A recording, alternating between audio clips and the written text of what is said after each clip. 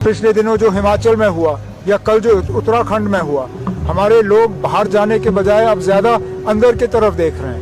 इसलिए हमारे लोगों को इन चीज़ों से बचाने के लिए भी बहुत ज़रूरी है कि हम जम्मू कश्मीर के अंदर ही एक इस तरह का इकोसिस्टम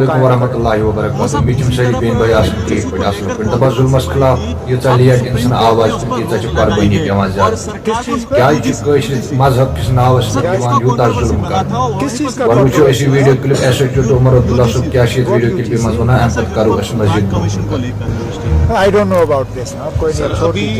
जो एमएलए साहब ने बोला कि जम्मू को अलग कर दो, कश्मीर को ग्रेटर कश्मीर बना दो, कैसा स्टेटमेंट है उसका?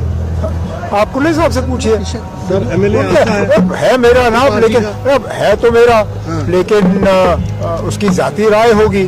पार्टी तो ये तो बीजेपी के एमएलए ने भी ये बयान दिए थे, लेकिन पार्टी ने क्लियर किया कि ये पार्टी का मौकूफ नहीं है। ये उनके कश्मीरी पंडितों के कहते हैं कि खुद चले गए यहाँ से, मतलब ऐसा स्टेटमेंट दिया जो काबिल बर्दाश्त है। कल किसके लिए ना कश्मीरी पंडितों के लिए? तो ठीक है, जब आप उन्हें मिलेंगे आप उनसे पूछ लीजिए। कोस्टल एरिया के लिए क्या कहेंगे सर? काफी फैक्ट्री जो अभी बंद पड़ी हुई है, उसके लिए आने वाले समय में क्या फैक्ट्री जो बंद पड़ी है उनकी हम मदद करने की कोशिश करेंगे कि वो दोबारा कायम हो, दोबारा चलें। जो चलने के लायक नहीं है, जो चल नहीं सकते, उन्हें फिर कोई नया बिजनेस शुरू करने में हम मदद करेंगे। अगर वो भी नहीं तो जिनको लैंड अलॉट हुआ है उनकी लैंड वापस लेके हम किसी और को अलॉट करेंगे ताकि इंडस्ट्री कम से कम लगे। Sir West Bengal chief minister Mamata Banerjee ने जो अजीत पवार की डेथ हुई है उनके लिए सुप्रीम कोर्ट मॉनिटर प्रोब की डिमांड की है। अब जब शरद पवार साहब ने इसके बारे में कहा है, उसके बाद किसी को और कुछ कहना ही नहीं चाहिए।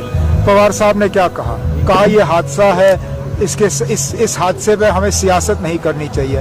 इसके बाद मुझे नहीं लगता मुझे और कुछ कहने की जरूरत है। यूनियन बजट से क्या उम्मीद है सर? कि जम्मू कश्मीर के लिए एक अच्छा खासा पैकेज हमें मिले।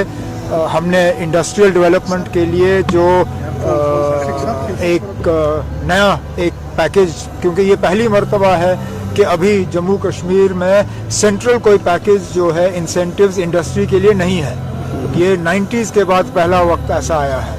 अब हम कोशिश कर रहे हैं कि मरकज़ के साथ मिलके एक अच्छा खासा पैकेज ऑफ इंसेंटिव्स जो है वो जम्मू कश्मीर में इंडस्ट्री को बढ़ावा देने के लिए जो है हमें मिले। Thank you. देखिए, मैं स्पष्ट करना चाहूंगा कि कल दोपहर बाद की घटना है और जिसमें कश्मीर के 2 युवक थे जो छुट्टियों में पॉन्टा साहिब आए थे, क्योंकि उनके पिताजी फेरी का काम करते हैं और वो पॉन्टा साहिब में किराए पर रहते हैं और उनकी मदद के लिए वो यहाँ पे जो छुट्टियों आते हैं तो वो बाजार में भी विकास नगर आए थे। वहां पर एक शॉप में उनके द्वारा जो है जब वहां पर गए कुछ खरीदने के लिए तो कुछ वहां पर कंफ्यूजन हुआ और कंफ्यूजन के बाद जो दुकान के जो ओनर थे संजय यादव जो वहां पर थे, उनके साथ कहासुनी होने के बाद जो है संजय यादव द्वारा जो है उन पर हमला किया गया था, जिससे वो इंजर्ड हुए थे। तत्काल उनको जो प्राथमिक सहायता थी वो उपलब्ध कराई गई और हायर सेंटर में भी उनका सिटी स्कैन और आदि सभी कुछ हुआ, जो रिपोर्ट्स नॉर्मल आई थी। और जो भी उनके द्वारा तहरीर जो प्राप्त हुई थी, जो इंजरी लगी थी घातक चोट की, और उसके तत्काल जो है मुकदमा दर्ज कर लिया गया। मुकदमे के बाद आइडेंटिफाई करके संजय यादव को हिरासत में ले लिया गया था, जिसमें अन्य साक्ष्यों के आधार पर उसे न्यायिक जो है मजिस्ट्रेट के सामने प्रस्तुत किया जाएगा। अभी तक के जो भी साक्ष्य हैं, जो भी बयान आए हैं, जो विक्टिम है उनके बयान आए हैं, उसमें कहीं भी इस तरह की कोई रेशियल या कहीं कोई ऐसी बात नहीं थी कि जो वहां पर जानबूझ के कोई टारगेट किया हो। लेकिन जो मौके पर जो वहां पर घटनाक्रम हुआ एक व्यक्ति के साथ, इसके बाद जो मारपीट हुई उससे चोटें उनको आई थी।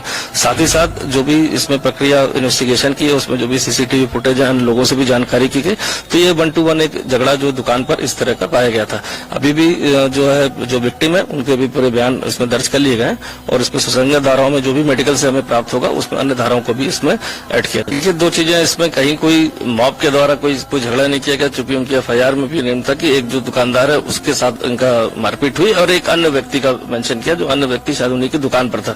चूंकि वो भी हमने इन्वेस्टिगेशन में ले लिया है, तो एक इंडिविजुअल मैटर था। एक शॉप में जाने के बाद जो भी कहासुनी हुई उसके बाद हुआ और ये स्वयं से जो विक्टिम है स्वयं से उस दुकान पर गए हुए थे। तो ये कहना कि आइडेंटिटी पुश कर और इस तरह का झगड़ा करना, और वो भी एक व्यक्ति जो इन्वॉल्व था उनके भी हमने बयान इसमें लिए हैं जो अभियुक्त है इसमें, उसके द्वारा ही बताया गया कि अनइंटेंशनल था ये और कुछ वहां कंफ्यूजन हुआ, जिससे वो आवेश में आने के बाद उसके द्वारा ये डंडे से ऐसे वार किया गया। गया था।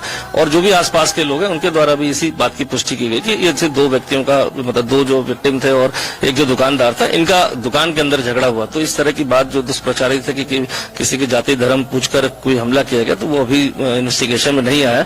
और विक्टिम से भी उसमें पूछताछ की, उनके परिजन जो भी रिलेटिव्स है उनसे भी बात की गई। वो इन्वेस्टिगेशन से संतुष्ट है। उन्होंने पुलिस एक्शन को भी कहा कि जो चीजें हुई थी वो उन्होंने बता दी और पुलिस का एक्शन भी त्वरित रहा है। और इन्वेस्टिगेशन अगर अन्य कोई भी साक्ष्य आएंगे तो हम उसको भी इंक्लूड करके, और जो भी गंभीर से गंभीर धाराएं इसमें होंगी या जो भी मेडिकल में आता है उसके आधार पर आगे की कार्रवाई भी करेंगे। जो मैंने बताया, स्पष्ट करना चाहूंगा कि ये पांवटा साहिब में किराए पर रहते हैं। बहुत सारे लोग ऐसे जो बाहर के लोग आते हैं, अन्य प्रांतों के आते हैं, वो किराए पर अन्य जगहों पर रुकते हैं और वो अपने फेरी की दुकानें या उसको जो घूमकर सेल करने की बात है वो करते हैं। ये दो जो युवक आए थे वो अपने पिताजी की जो छुट्टियां होती तो अपनी छुट्टियों में अपने यहाँ पांवटा साहिब में किराए के मकान पर आए थे। और किराए के मकान के बाद वो जो अपने पिताजी के सहयोग के लिए, क्योंकि छुट्टियां चल रही तो सारा जो युवक है अपने परिवार को सपोर्ट करने का सहयोग करता, तो वो इस कारण से बाजार में वहां पर आए थे और कुछ खाने पीने का सामान लेने के लिए उस दुकान पर गए थे, जहां पर दुकानदार से कहा सुनी है और उस दुकानदार द्वारा ही खाली इस पर अटैक करके इस तरह से जो है घायल किया गया था। तो जो पूरा घटनाक्रम है वो एक दुकान के अंदर का है, उसमें कहीं कोई पब्लिक जो है कहेंगे कि डोमिनेंस या पब्लिक के द्वारा कोई इंटरवेंशन करके कोई ऐसा हादसा किया होगा, तो वो बिल्कुल नहीं है। और इस संबंध में बार बार विस्तृत पूछताछ भी की गई है और आसपास के लोगों से भी जानकारी की गई। जो व्यक्ति इसमें मेन रूप से इन्वॉल्व था, संजय यादव जिसका नाम मैंने बताया, जो दुकानदार था, उसको तत्काल डिटेन कर लिया गया था और उसको जो साक्ष्यों के आधार पर उसको अब न्यायिक हिरासत में भेजने के लिए कोर्ट में पेश किया जाए। यहाँ पर जिस तरह से चाहे वो कश्मीरी छात्र पढ़ते हो, जैन प्रांतों के छात्र पढ़ते हो, हजारों की संख्या में पढ़ते हैं। और ये ऐसा है कि इतने सालों से हम भी देख रहे हैं, यहाँ पर आप लोग रिपोर्टिंग में देख रहे हैं कि ये कोई रेगुलर इसे कभी सडन एक दो लोग के बीच में या किसी एक शॉप पर इस तरह का इंसिडेंट होना है तो डेफिनेटली उसको हमने फिर टेकअप करते हुए तत्काल उस पर कार्रवाई कर ली, जो लीगल एक्शन बनता है। इसमें कहीं भी इन्वॉल्वमेंट हो या कहीं सेंटीमेंट्स का कोई इन्वॉल्वमेंट वहां नहीं था। इंडिविजुअल इंसिडेंट था जो हो गया था वहां पर। बाकी सेफ्टी सिक्योरिटी ऑफ जो भी हमारे यहाँ पर चाहे कश्मीरी भाई रहते हो, चाहे यहाँ पर हमारे अन्य प्रांतों के जो युवक रहते हैं या जो भी उनके परिवार रहते हैं, सभी की सिक्योरिटी का गारंटी जो है पूरी प्रयास होता है कि उनको दी जाए। एक इंसिडेंट आया, रिपोर्ट हुआ, उस पर एक्शन ले लिया, बट इसको एक इंसिडेंट होने के बाद जो दुखद भी है, बट एक इंसिडेंट से इसको हम किसी एक पूरे घटनाक्रम से या किसी कम्युनिटी से जोड़कर नहीं देखना चाहिए। एक इंडिविजुअल इंसिडेंट की तरह इसको हमने लिया और इंडिविजुअल इंसिडेंट की तरह इसमें एक्शन भी